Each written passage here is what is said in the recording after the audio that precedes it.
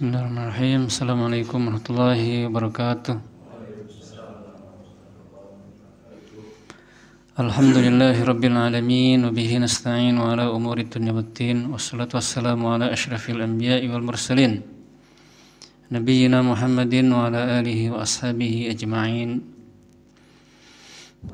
Amma ba'd, ya ayyuhalladzina amanu taqullaha haqqa tuqatih wa la tamutunna illa wa antum muslimun.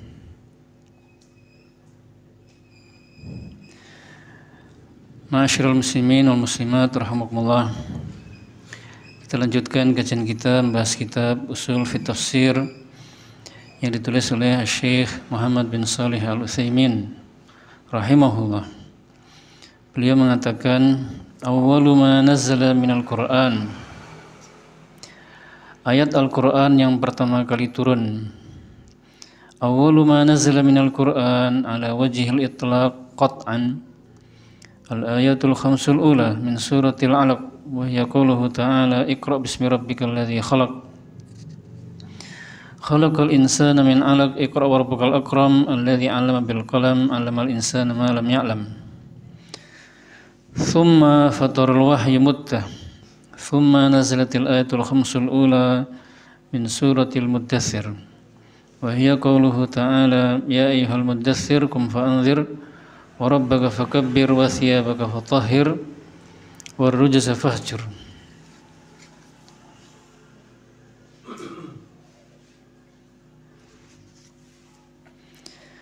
Ayat Al-Quran yang pertama kali turun secara mutlak, secara pasti adalah 5 ayat pertama dari surah Al-Alaq, yaitu firman Allah Ta'ala yang artinya bacalah dengan nama Rabbmu yang menciptakan manusia dari segumpal darah. Bacalah dan Rabbmu yang maha pemurah, yang mengajari dengan pena, yang mengajari manusia apa yang tidak dia ketahui. Kemudian terputuslah wahyu beberapa waktu. Kemudian turun 5 ayat pertama dari surah Al-Muddaththir, yaitu firman Allah Ta'ala ya ayyuhal muddaththir sampai 5, yang artinya wahai orang yang berselimut, berdirilah lalu berikanlah peringatan, dan Rabbmu maka agungkanlah, dan pakaianmu maka sucikanlah, dan perbuatan dosa maka tinggalkanlah. Jadi kaum muslimin dan muslimat, ayat Al-Quran yang pertama kali turun secara mutlak, qat'an itu pasti, berarti maksudnya tidak ada perselisihan di kalangan para ulama, yaitu 5 ayat pertama dari surah Al-Alaq. Iqra bismi rabbikal ladzi khalaq khalaqal insana min 'alaq iqra wa rabbukal akram alladzi 'allama bil qalam 'allamal insana ma lam ya'lam. Kemudian kaum muslimin, misalnya ada yang bertanya, kalau 5 ayat dari surah Al-Alaq itu ayat yang pertama kali turun, kenapa kok tidak ditaruh di bagian paling awal di mushaf, kok malah surah Al-Fatihah? Jawabannya adalah karena surah Al-Fatihah itu adalah Ummul Quran. Ummul Quran itu artinya induknya Al-Quran. Jadi seluruh makna yang ada di dalam Al-Quran, dari surah Al-Baqarah sampai surah An-Nas, semua maknanya itu menginduk atau kembali kepada surah Al-Fatihah. Maksudnya ringkasannya itu ada di dalam surah Al-Fatihah. Jadi surah Al-Fatihah itu adalah ringkasan dari Al-Quran seluruhnya. Dan ada lagi ringkasan Al-Fatihah. Jadi Al-Quran seluruhnya itu ringkasannya ada di surah Al-Fatihah. Dan di dalam surah Al-Fatihah itu ada satu ayat yang merupakan ringkasan seluruh surat Al-Fatihah, yaitu ayat iyyaka na'budu wa iyyaka nasta'in, hanya kepadamu kami menyembah dan hanya kepadamu kami meminta pertolongan.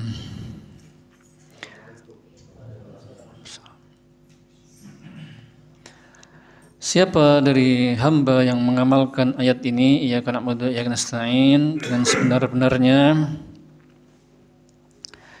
dengan sebaik-baiknya dan sebenar-benarnya, maka dia telah mendapatkan kebahagiaan yang sempurna, baik di dunia maupun di akhirat. Kemudian kaum muslimin, setelah turun 5 ayat Al-Alaq tadi, 5 ayat pertama, terputuslah wahyu. Beberapa waktu, para ulama berbeda pendapat. Waktu ini berapa lama? Sebagian mengatakan beberapa hari, sebagian mengatakan beberapa minggu. Ada perselisihan. Intinya wahyu vakum sementara. Kemudian turun 5 ayat pertama dari surah Al-Muddatsir. Ya ayyuhal muddatsir, wahai orang yang berselimut. Maksudnya adalah Nabi, Pak. Karena Nabi SAW setelah mendapatkan wahyu Iqra itu, 5 ayat pertama Iqra, pulang dalam keadaan ketakutan karena bertemu dengan malaikat Jibril dalam wujud aslinya. Beliau gemetaran sampai rumah, berkata kepada Khadijah, dathiruni, selimuti aku, selimuti aku. Kum fa'anzir, berdirilah, lalu berikanlah peringatan kepada kaummu. Maka ayat ini memang diturunkan sebagai penetapan diangkatnya Rasulullah SAW sebagai seorang Rasul. Kum fa'anzir, berikanlah peringatan. Beliau menjadi seorang Rasul. Berbeda dengan surah Al-Alaq. Kalau surah Al-Alaq tadi 5 ayat pertama diturunkan oleh Allah Subhanahu wa taala sebagai penetapan bahwasanya beliau diangkat menjadi seorang nabi, resmi menjadi seorang nabi. Iqra, bacalah. Jadi suruh belajar dahulu, Pak. Setelah belajar baru fa'anzir, berikanlah peringatan.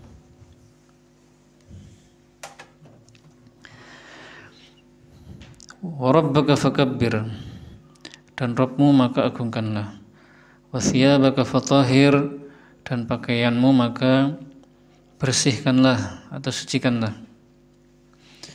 Pakaian di sini mencakup 2 pakaian. Yang pertama pakaian hissi, dan yang kedua pakaian secara maknawi. Pakaian secara hissi yang dipakai berarti kalau kotor dan najis, sucikan. Makna yang kedua adalah pakaian secara maknawi. Jadi pakaian di sini lebih dominan ke pakaian secara maknawi, Pak, yaitu pakaian takwa. Bersihkan hatimu dengan bertakwa kepada Allah Subhanahu wa taala. Oleh karena itu Allah Subhanahu wa taala berfirman pada ayat setelahnya, warrujza fahjur, dan perbuatan dosa maka tinggalkanlah. Ar-rujz itu maknanya adalah al-awthan. Al-awthan, berhala-berhala. Maka perbuatan-perbuatan dosa itu tinggalkan, terutama berhala-berhala jangan disembah, tinggalkan. Meskipun Rasulullah SAW itu tidak pernah menyembah berhala, Pak, ya.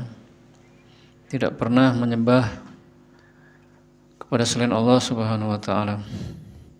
Maksudnya itu berlaku untuk umatnya, berlaku untuk beliau dan umatnya. Kemudian kaum muslimin, penulis buku membawakan dalil-dalil yang menunjukkan bahwasanya ayat yang pertama turun secara mutlak adalah surah Al-Alaq ayat 1-5. Kemudian setelah itu adalah 5 ayat pertama dari surah Al-Mudaththir.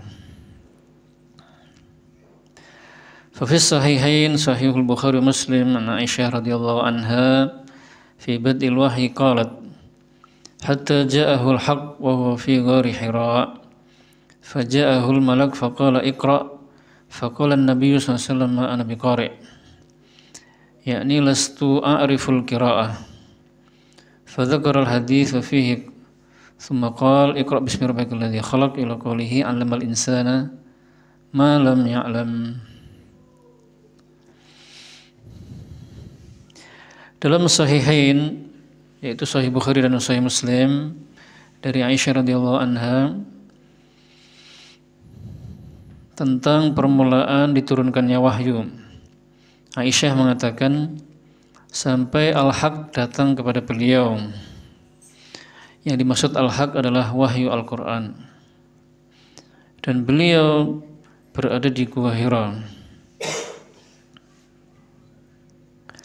Sekalian penjelasannya aja Pak. Beliau berada di Gua Hira. Nama lainnya adalah Jabal Hira. Jadi ada 2 nama, Ghar Hira dan Jabal Hira. Dan ada lagi nama yang ketiga, namanya Jabalun Nur. Dinamakan Gua Hira karena Gua Hira ini ada di Gunung Hira. Dan dinamakan juga dengan Jabalun Nur, Gunung Cahaya, oleh ahli Hijaz karena Al-Quran itu cahaya, wa anzalna ilaikum nuram mubina, dan kami menurunkan kepada kalian cahaya yang jelas. Akan tetapi yang masyhur sejak zaman sahabat bahkan sampai zaman sekarang, gunung itu terkenal dengan nama Jabal Hira atau Gua Hira, Ghar Hira.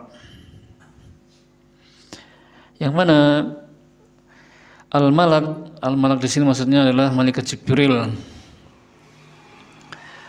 Karena alif lam di sini adalah alif lam lil ahdidzini.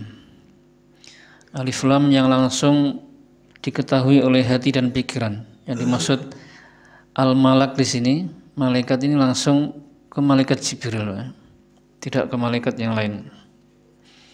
Karena yang datang membawa wahyu dari Al-Haq adalah malaikat Jibril, tidak mungkin malaikat yang lain. Lalu malaikat Jibril mengatakan kepada Nabi Muhammad, Iqra, bacalah. Nabi Muhammad mengatakan, aku tidak bisa membaca. Karena Nabi Muhammad itu ummi, ummi itu tidak bisa baca dan tidak bisa nulis. Lalu malaikat Jibril memeluk Nabi Muhammad dengan erat. Lalu melepas beliau lagi, Iqra, bacalah. Nabi Muhammad mengatakan, aku tidak bisa baca. Dipeluk lagi, dilepas lagi. Iqra, ma ana biqari. Dipeluk lagi. Kemudian dilepas lagi, barulah disampaikan oleh malaikat Jibril, Iqra bismi rabbikal ladzi khalaq, khalaqal insana min 'alaq, sampai 'allamal insana ma lam ya'lam. Gitu ya. Sekarang dalil berikutnya. Wa fihi ma an Jabir radhiyallahu anhu anna an-nabiy sallallahu alaihi wasallam qala wa huwa yuhaddithu an fatratil wahyi. Bainama ana amshi idh sami'tu sawtan minas sama' fadzakara al-hadits. Wa fihi fa anzalallahu ta'ala ya ayyuhal muddaththir ila qawlihi warrujza fahjur. Dan di dalam Sahih Bukhari Muslim juga dari Jabir, tapi ini dari Jabir Pak ya, bukan dari Aisyah, bahwasanya Nabi SAW mengatakan, beliau bercerita tentang selang waktu terputusnya wahyu. Beliau mengatakan, ketika aku sedang berjalan, tiba-tiba aku mendengar suara dari langit.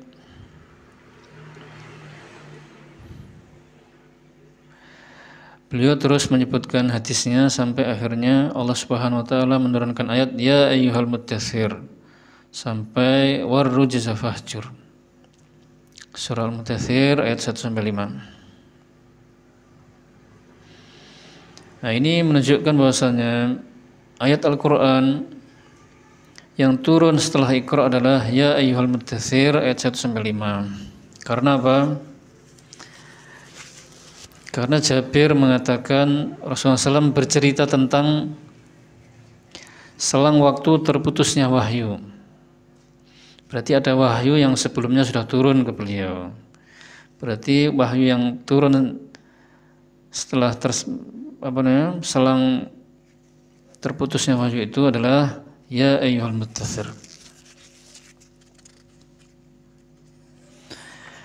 Kemudian kaum muslimin rahimakumullah, Syekh Utsaimin mengatakan wa thammat ayatun yuqalu fiha awwalu ma nazal. Memang agak panjang Pak ya matannya ya. Tentang ayat Al-Qur'an yang pertama kali turun ini. Wal muradu awwalu ma nazala bi'tibari syai'in muayyan fatakunu awwaliyatan muqayyadatan. Mislu hadis Jabir radhiyallahu anhu fi sahihain anna Abu Salamah bin Abdurrahman sa'alahu ayyul Qur'ani unzila awwal qala Jabir ya ayyuhal mudaththir. Qala Abu Salamah umbitu annahu iqra bismi rabbikal ladzi khalaq. Faqala Jabir la ukhbiruka illa bima qala Rasulullah sallallahu qala Rasulullah sallallahu jawartu fi Hira falamma qadaitu jiwari habattu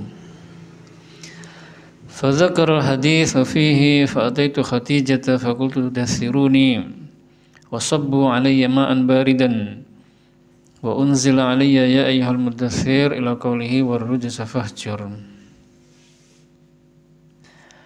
فهذه الأولية التي ذكرها جابر رضي الله عنه باعتبار أول ما نزل بعد فترة الوحي أو أول ما نزل في شأن الرسالة لأن ما نزل من سورة اقرأ ثبتت به نبوة النبي صلى الله عليه وسلم وما نزل من سورة المدثر ثبتت به الرسالة في قوله قم فأنذر.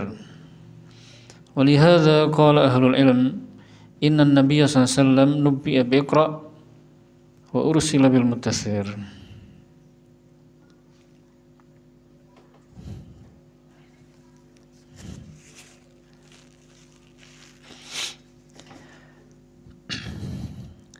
Banyak ayat dikatakan atau disebut sebagai ayat yang pertama kali turun. Dan itu maksudnya adalah ayat Al-Quran yang pertama kali turun ditinjau dari sudut pandang atau sisi tertentu, sehingga dia itu adalah awal ayat yang pertama kali turun tapi muqayyadah, terikat oleh hal tertentu gitu Pak ya.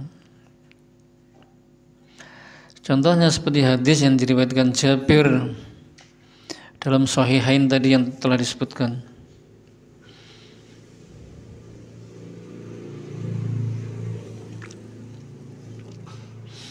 Bahwasanya Abu Salamah bin Abdurrahman bertanya kepadanya, maksudnya kepada Jabir,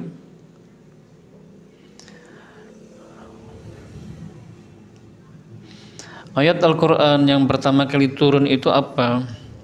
Maka Jabir menjawab, ya ayyuhal mudaththir.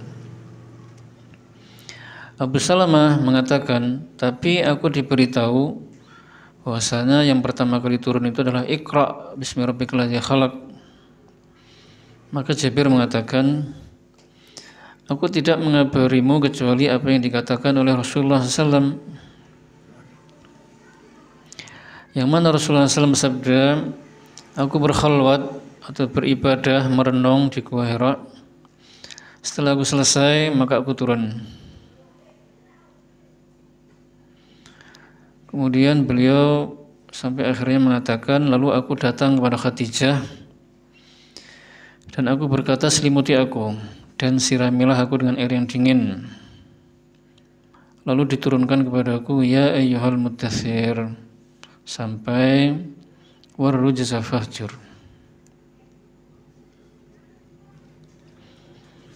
Maka Awal ayat ini yaitu Al-Mudaththir yang disebutkan oleh Jabir itu adalah awal ayat yang turun ditinjau dari sudut pandang atau sisi tertentu, yaitu setelah selang waktu terputusnya wahyu. Atau maksudnya adalah awal ayat yang pertama turun tentang kerasulan. Karena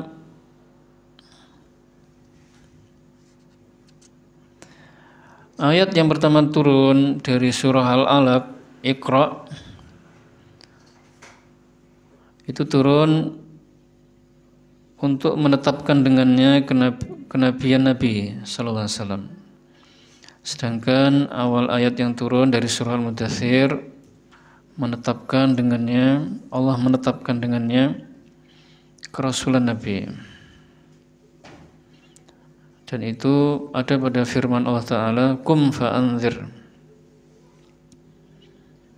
Berdirilah lalu berilah peringatan. Oleh karena itu para ulama mengatakan sesungguhnya Nabi SAW diangkat menjadi Nabi dengan turunnya Iqra, dan diangkat menjadi Rasul dengan turunnya Al-Mudaththir.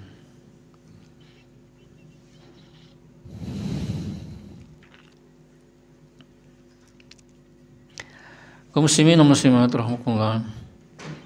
Ternyata ada banyak ayat yang dikatakan oleh para ulama sebagai ayat-ayat yang pertama turun atau ayat yang pertama kali turun. Tapi Syekh Utsaimin menjelaskan ayat-ayat yang dikatakan oleh para ulama itu sebagai ayat yang pertama kali turun adalah ayat Al-Quran yang pertama kali turun tapi ditinjau dari sudut pandang tertentu. Maksudnya awal ayat Al-Quran yang pertama kali turun secara muqayyadah, bukan mutlaqah. Jadi ada ayat Al-Quran yang pertama kali turun secara mutlak, yaitu Iqra. Itu mutlak sudah. Dan ada ayat Al-Quran yang pertama kali turun tapi muqayyadah atau khassah, khusus atau terikat, terbatasi oleh keadaan tertentu. Maksudnya begitu. Kalau kita baca kitab Ulumul Quran, kita akan mendapati di sana ada pembahasan, Pak, ya, tema atau bab awwalu ma nazal wa akhiru ma nazal. Ayat Al-Quran yang pertama kali turun dan ayat Al-Quran yang terakhir turun. Nah, ayat Al-Quran yang pertama kali turun itu ada yang ayat Al-Quran pertama kali turun secara mutlak, yaitu Iqra.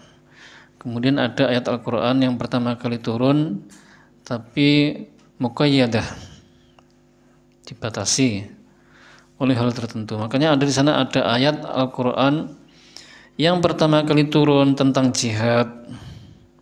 Udzina lil ladzina yuqataluna bi annahum zulimu. Ada ayat Al-Quran yang pertama kali turun tentang makanan. Ada ayat Al-Quran yang pertama kali turun tentang minuman. Ada ayat Al-Quran yang pertama kali turun tentang salat dan yang lainnya. Termasuk juga ya ayyuhal mudaththir ini, dia termasuk ayat Al-Quran yang pertama kali turun tapi muqayyadah.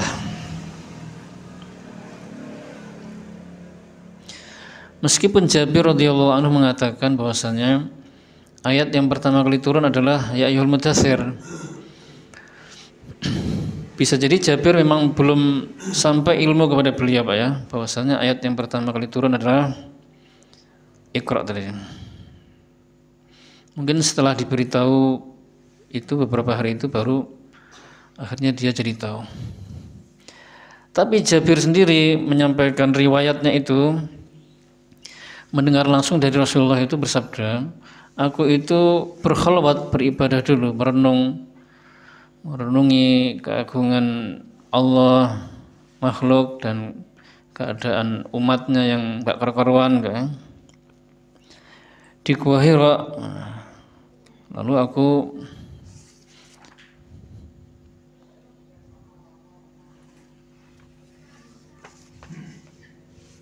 setelah selesai aku turun. Berarti ada wahyu yang sebelum itu, sebelum Al-Muddatsir.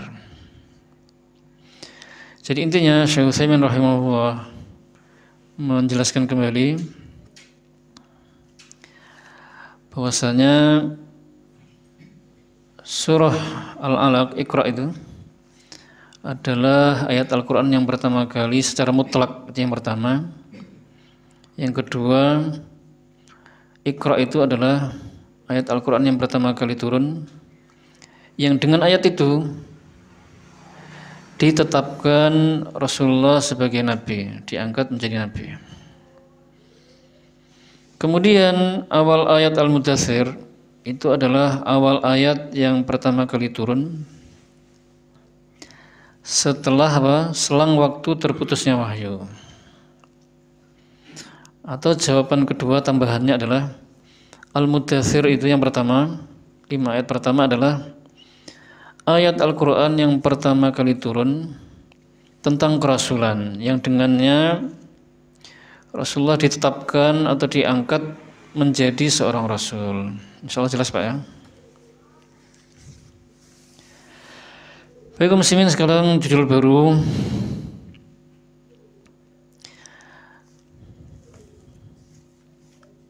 atau tema baru, Nuzulul Quran Ibtidai wa Sababi. Turunnya Al-Quran secara ibtidai dan secara sababi.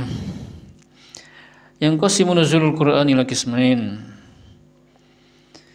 Al-qismul awwalu ibtidaiyun wa huwa ma lam yataqaddam nuzulahu sababun yaqtadi wa huwa ghalibu ayatil Quran.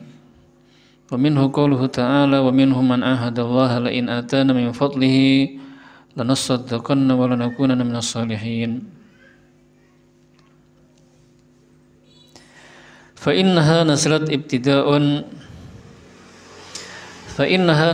ibtida' fi bayani hali ba'dil munafiqin. Wa amma mashtahara min annaha nazalat fi Tha'labah ibni Hatib fi qissatin tawilah dzakaraha katsirun minal mufassirin wa rawwajaha katsirun minal wa'adh fa dha'ifun la sihhata lah. Turunnya Al-Quran itu dibagi menjadi 2 bagian atau 2 macam. Macam yang pertama adalah ibtidai, secara ibtidai, mula-mula. Apa pengertian ibtidai? Yaitu malam yataqaddam nuzulahu sababun yaqtadihi, yaitu ayat Al-Quran yang turun tanpa didahului oleh sebab yang melatar belakangnya. Dan begitulah kebanyakan ayat-ayat Al-Quran. Contohnya adalah firman Allah Ta'ala yang artinya, dan di antara mereka ada yang berjanji kepada Allah, jika Allah memberikan karunia-Nya kepada kami, maka sungguh kami benar-benar akan sedekah dan kami benar-benar akan menjadi orang yang saleh. Maka sesungguhnya ayat ini, surah At-Taubah ayat 75 ini adalah ayat yang turun ibtida', mula-mula, tidak didahului oleh sebab yang menjelaskan tentang keadaan sebagian orang-orang munafik. Adapun yang masyhur bahwasanya ayat ini turun berkaitan dengan Tha'labah bin Hatib dalam kisah yang panjang yang disebutkan oleh banyak dari ahli tafsir dan disebarkan oleh banyak para dai atau para pemberi nasihat, maka riwayatnya itu lemah, tidak sahih.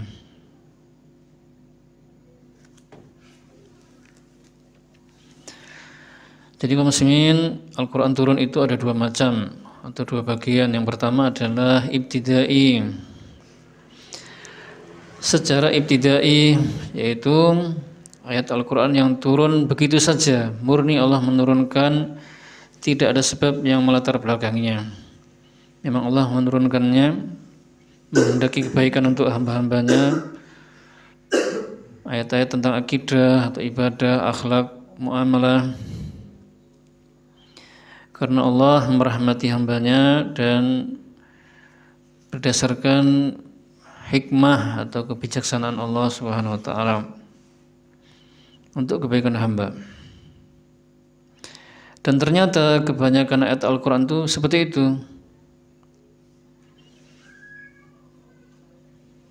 Sedangkan ayat-ayat yang turun karena ada suatu sebab, apakah itu pertanyaan dari sahabat, orang kafir, atau karena sebab kejadian atau peristiwa atau permasalahan, maka itu sedikit, tidak banyak. Kebanyakan rata-rata ayat Al-Quran itu turun begitu saja atas kehendak Allah Subhanahu wa taala tanpa ada sebab. Dan contohnya sangat banyak, Pak, ya. Termasuk ya Iqra bismi rabbikal ladzi khalaq, itu Allah menurunkan begitu. Kemudian ya ayyuhal mudaththir, itu tidak ada sebab yang melatar belakangi. Allah turunkan begitu saja dengan hikmah dan rahmatnya. Kemudian apa lagi? Alif lam mim dzalikal kitabul la raiba fiih. Kemudian di sini contohkan yaitu surat Taubah ayat 75. Bunyinya wa minhum man ahadallaha la in atana min fadlih lanasaddaqanna wa lanakunanna minas shalihin. Dan di antara mereka, maksudnya di antara mereka orang-orang munafik itu, ada yang berjanji kepada Allah, jika Allah memberikan kami karunia-Nya, maksudnya menjadikan kami orang yang kaya, maka kami akan benar-benar sedekah banyak dan kami benar-benar akan menjadi orang yang salihin.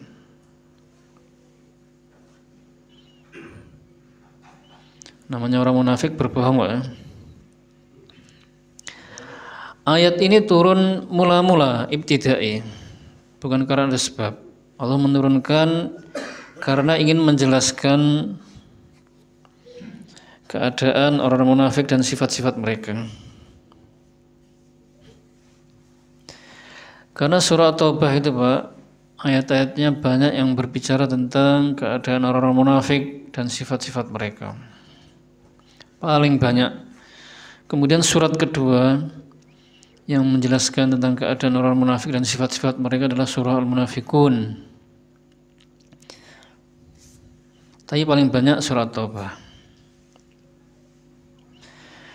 Kemudian banyak dari mufassirin dan para dai mengatakan bahwasanya ayat itu turun berkaitan dengan Tha'labah bin Hatib. Maka itu riwayatnya tidak sahih, tidak benar, Pak, ya. Karena tidak mungkin Tha'labah bin Hatib, seorang sahabat yang mulia yang saleh, berjanji kepada Allah lalu dia mengingkarinya. Berikutnya al-qismu tsani sababi, wa huwa ma taqaddama nuzulahu sababun yaqtadi. Was-sababu imma su'alun yujibullahu anhu, misal yas'alunaka 'anil ahillah qul hiya mawaqitu lin-nasi wal hajj. Macam yang kedua atau bagian kedua dari turunnya Al-Qur'an adalah sababi, secara sababi, yaitu ayat Al-Qur'an yang turun didahului oleh sebab yang melatar belakanginya. Dan sebab-sebabnya itu ada 3. Yang pertama adalah bisa jadi karena adanya pertanyaan lalu Allah menjawabnya. Seperti ayat yas'alunaka 'anil ahillah mereka bertanya kepadamu Muhammad tentang bulan Sabit. Qul hiya mawaqitu linnasi wal hajj. Katakanlah, dia itu adalah tanda-tanda waktu bagi manusia dan bagi ibadah haji. Kaum muslimin wal muslimat, yang bagian yang kedua adalah sababi. Al-Quran turun karena ada sebab yang melatar belakanginya. Dan sebabnya ada 3, atau bisa juga dikatakan 2, karena sebab yang kedua nanti atau yang ketiga itu hampir-hampir sama. Yang ketiga itu bagian yang kedua, cuma belum dibaca tadi ya. Baru sebab yang pertama. Sebab yang pertama adalah karena adanya pertanyaan. Apakah pertanyaan itu dari sahabat atau dari orang-orang musyrik?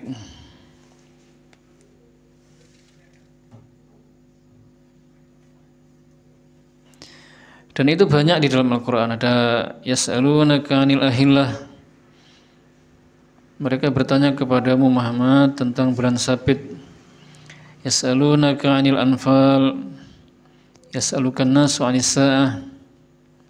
Wa yas'alunaka 'anir ruh. Dan mereka bertanya kepadamu Muhammad tentang ruh.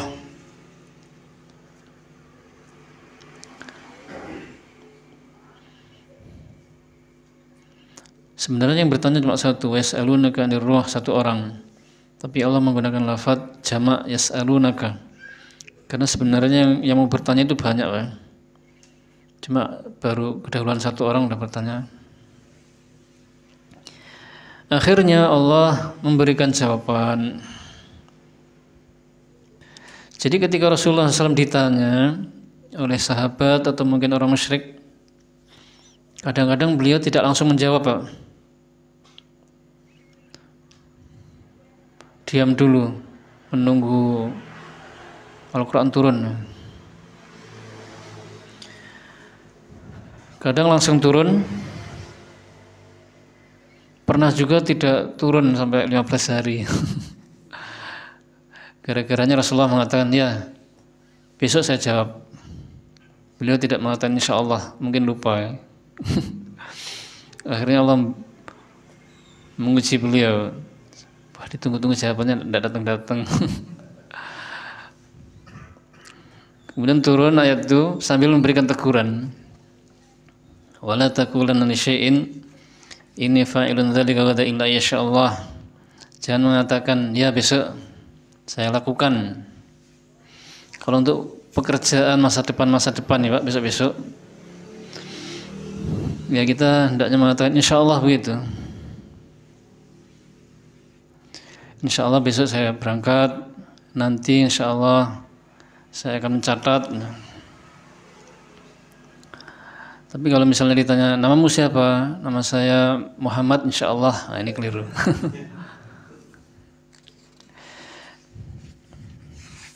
Jadi sebab yang pertama adalah karena ada pertanyaan. Sebab yang kedua, aw haditsatun waqa'at tahtaju ila bayanin wa tahdzir. Misal wala in sa'altahum man khala wala in sa'altahum la yaquluna innama kunna nakhud wa nal'ab. Nazalata fi rajulin minal munafiqin qala fi ghazwati Tabuk fi majlis ma ra'ayna mithla qurra'ina haula'i arghabu butunan wa la akdhabu alsinan wa la ajbanu 'inda liqa' yakni Rasulullah sallallahu alaihi wasallam wa ashabuhu. Fabalagha dzalika Rasulullah sallallahu alaihi wasallam wa nazala al-Qur'an. Faja'a ar-rajulu ya'tadhiru ila an-nabiy sallallahu alaihi wasallam fayujibuhu abillahi wa ayatihi wa rasulihi kuntum tastahzi'un. Sebab yang kedua, sebab turunnya ayat adalah karena adanya kejadian yang terjadi. Apakah sekedar kejadian yang terjadi? Tidak. Adanya kejadian yang terjadi yang butuh kepada penjelasan dan peringatan. Jadi memang butuh dijelaskan ini. dan butuh untuk diperingatkan. Contohnya ayat wala in sa'altahum la yaquluna innama kunna khudh wa la'ab.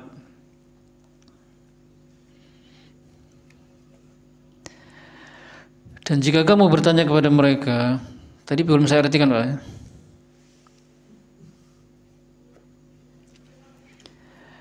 Sesungguhnya kami ini nakhudh wa nal'ab hanyalah bersenda gurau dan bermain-main saja. Qul abillahi wa ayatihi wa rasulihi kuntum tastahzi'un. Katakanlah Muhammad, apakah dengan Allah, ayat-ayatnya, Rasulnya kalian selalu mengolok-olok? Kaum muslimin, ayat ini turun ada sebabnya. Sebelum turun itu ada kejadian, yaitu seorang laki-laki dari munafikin. Dia itu mengolok-olok Rasulullah SAW dan para sahabatnya. Tapi mengolok-oloknya itu sebenarnya bercanda, Pak. Hanya bermain-main saja. Dan itu di perang Tabuk, di suatu majelis. Dan memang orang-orang munafik itu seperti itu, selalu merusak, Pak, selalu membuat kekacauan, menyakiti Rasulullah SAW, mengganggu Rasulullah SAW, menyakiti istri beliau, mengganggu para sahabat. Bahkan di perang Tabuk ini, kalau tidak salah, sudah hampir perang, padahal tiba-tiba berapa ratus orang, 300 atau 500 dari munafikin ini mengundurkan diri, tidak jadi ikut perang, menggembosi para sahabat. Masya Allah.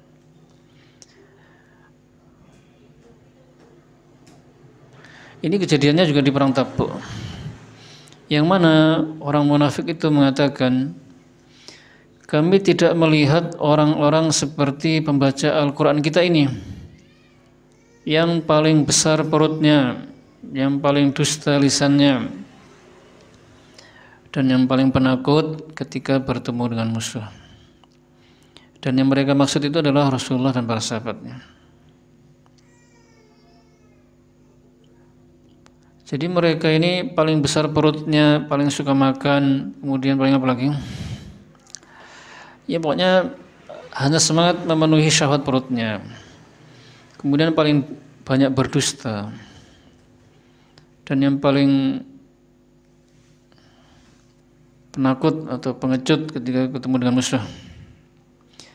Padahal sifat-sifat semuanya tadi itu lebih pantas diberikan kepada mereka, orang munafik. Karena orang munafik itu, Pak, sifatnya apa? Selalu berusaha bersemangat memenuhi syahwat perutnya dan kemaluannya. Kemudian paling banyak berdusta.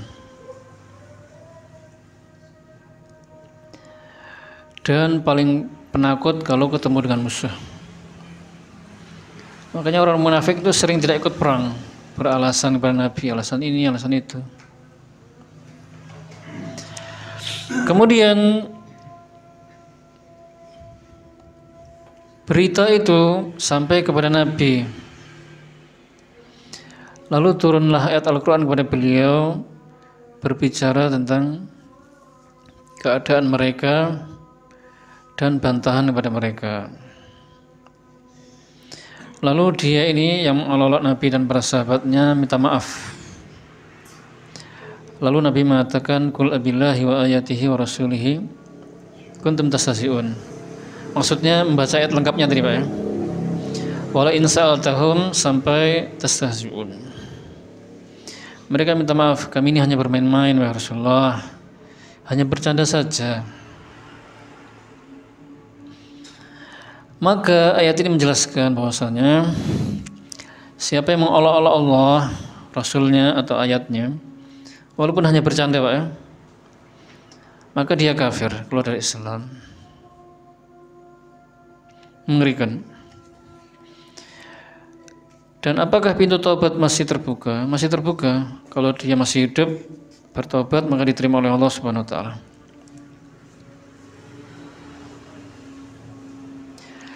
Sebab yang terakhir pendek ini Pak. Au fi'lun waqi'un yahtaju ila ma'rifati hukmi. Misal qad sami'a Allahu qala allati tujadiluka fi zawjiha wa tashtaki ila Allah wallahu yasma'u tahawurakuma. Innallaha sami'un basir. Atau adanya permasalahan yang terjadi yang butuh kepada penjelasan hukumnya. Seperti ayat qad sami'a Allahu qala allati tujadiluka fi zawjiha wa tashtaki ila Allah, surah Al-Mujadilah sampai ayat 4, ayat 1 sampai 4.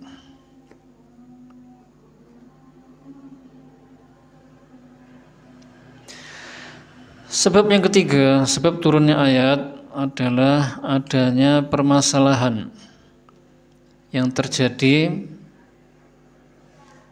tapi dia itu butuh untuk dijelaskan hukumnya. Berarti ini masalah fikih, Pak. Tapi sebenarnya ini bagian dari yang nomor 2 tadi, adanya kejadian yang butuh penjelasan.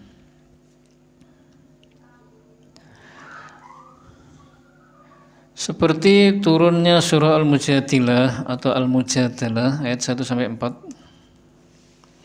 Itu karena ada permasalahan zihar namanya.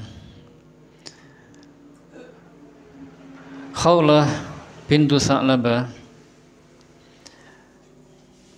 dia mengadu kepada Nabi, mengajukan tentang gugatan cerai atau zihar yang dilakukan oleh suaminya yang bernama Aus bin As-Samit.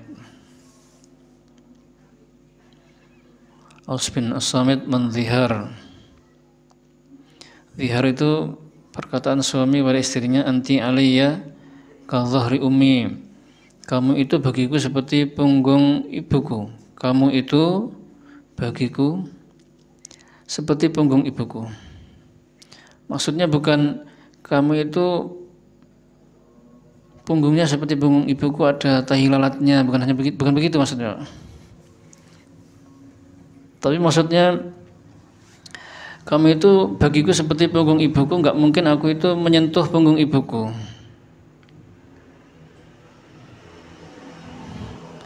Mungkin penjelasan yang lebih agak vulgar ya. Maksudnya aku tidak mungkin menikmati punggung ibuku.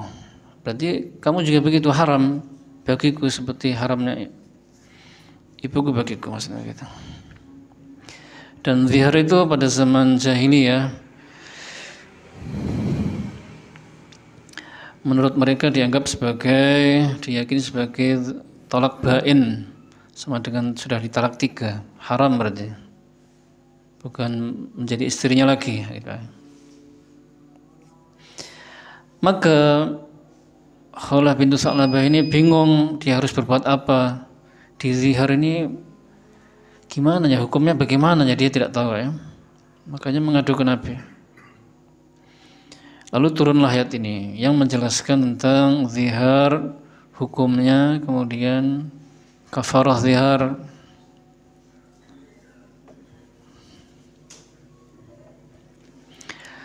Akhirnya ayat ini turun dan menjelaskan bahwasanya zihar itu haram.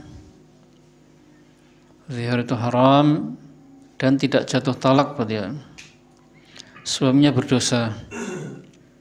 Suaminya wajib membayar kafarah. Kafarahnya adalah memberikan seorang budak, kalau tidak mampu maka puasa 2 bulan berturut-turut. Kalau tidak mampu maka memberi makan 60 orang miskin. Dan suaminya yang menzihar itu tidak boleh menyentuh istrinya. Apalagi lebih dari itu, seperti menciumnya misalnya, sampai dia menunaikan kafarahnya. Jadi begitu Pak ya. Ayat Al-Quran turun dibagi menjadi 2 macam, sababi dan ibtidai. Mula-mula dan karena ada sebab. Sebabnya 3 tadi, pertanyaan, kejadian yang terjadi yang butuh pada penjelasan dan peringatan, dan karena adanya permasalahan yang butuh untuk penjelasan hukumnya ya. Sampai sini dulu, semoga bermanfaat. Akhirul kalam, subhanakallahumma bihamdika, asyhadu an la ilaha illa anta, astaghfiruka wa atubu ilaik. Wassalamualaikum warahmatullahi wabarakatuh.